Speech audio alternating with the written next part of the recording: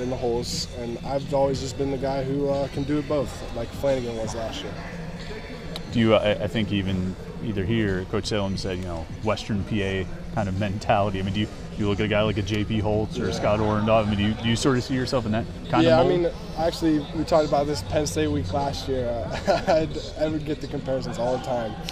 Coach Salem always gives me J.P. Holtz comparisons and makes me watch J.P. Holtz's film and says, this is what you can do, this is what you should do.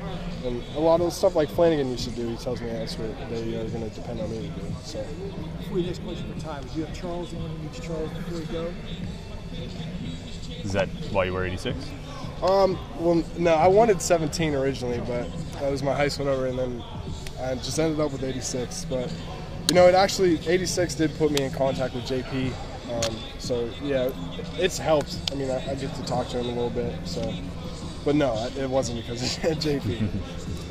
How's the rapport with Kenny? I mean, you guys are young. He's young, but you're all going to be counted on to play quite a bit. How are you guys developing with him? It's good, especially because last year me and him both ran with the twos for most of the season.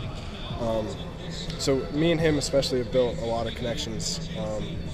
Being here, this is going to be our second season together. I mean, I've caught a lot of balls from him.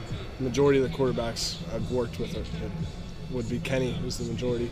So the rapport is coming a long way, and even with Charles and Grant, it's moving along. Say by summertime, once we get all the summer work in, we'll be fine. I was going to say, how much different do you feel from Charles and Grant being the kind of experienced guy in the bunch, relatively speaking, having that year under your belt without the red shirt? I mean, not much different.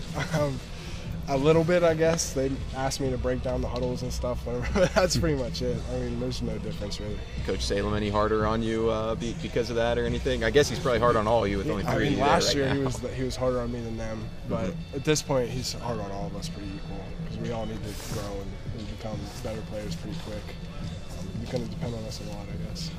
Yeah, tight end can be a bit of a kind of security blanket a little bit, you know what I mean, a check down option the quarterback needs.